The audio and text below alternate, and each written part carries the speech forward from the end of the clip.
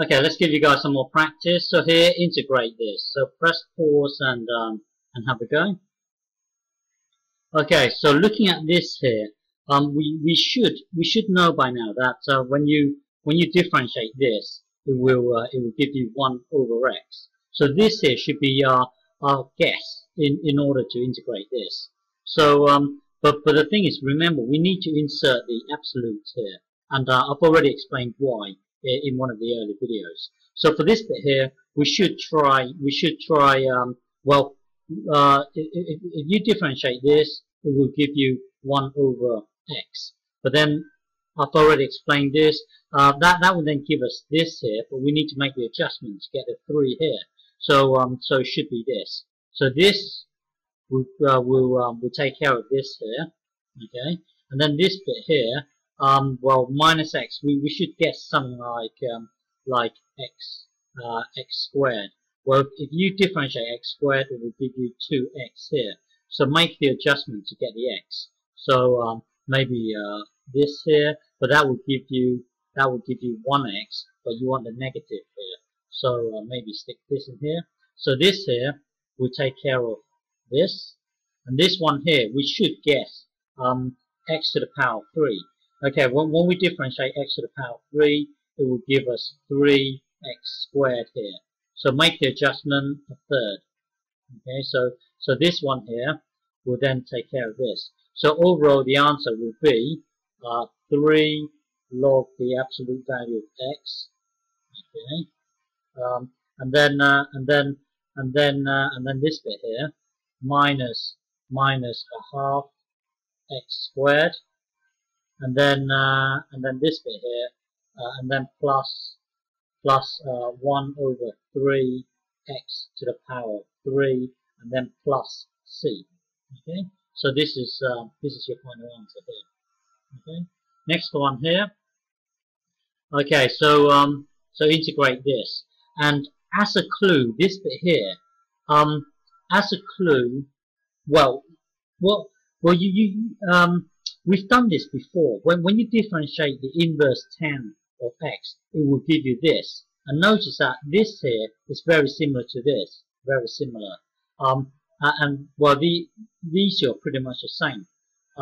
So your guess should be the inverse tan of x here. Well, when you differentiate the inverse tan of x, it will give you this, and then make the slight adjustment. And remember, we've done this before. So when you differentiate this here, remember, you start out with y equals the inverse tan of x, and then you tan equally to both sides. I'm just gonna give you a quick reminder of this. So when you differentiate this, it will give you this.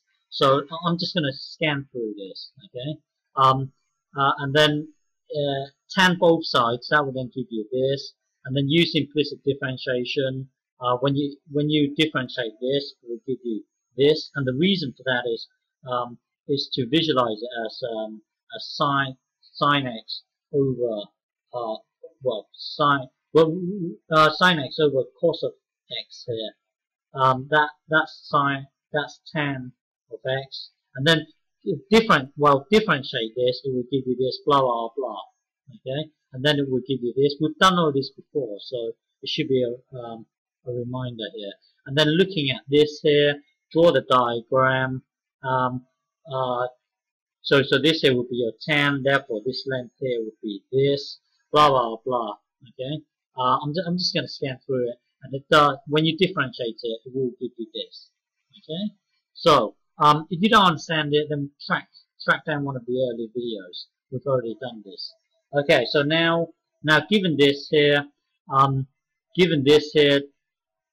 integrate this. So press pause and have a go.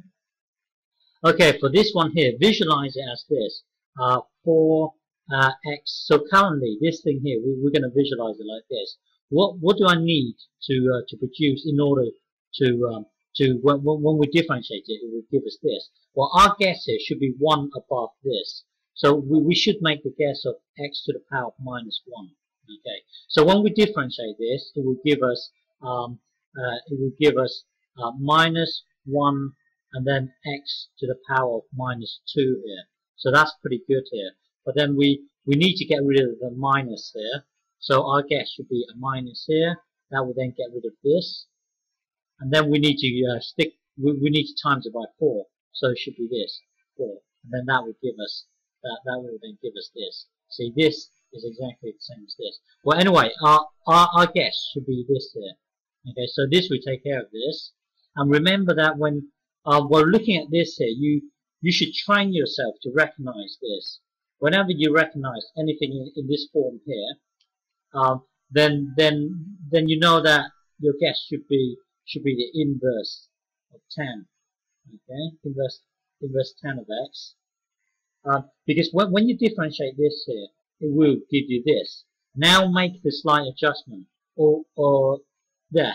This one here will differentiate to this.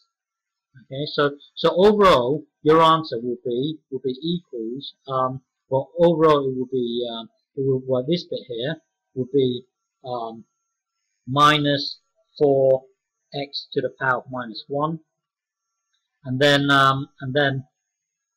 plus this thing here. That will then give you this. Okay, it's plus 3 inverse 10 of x, and then plus c. Okay, so this here would be your final answer. Okay.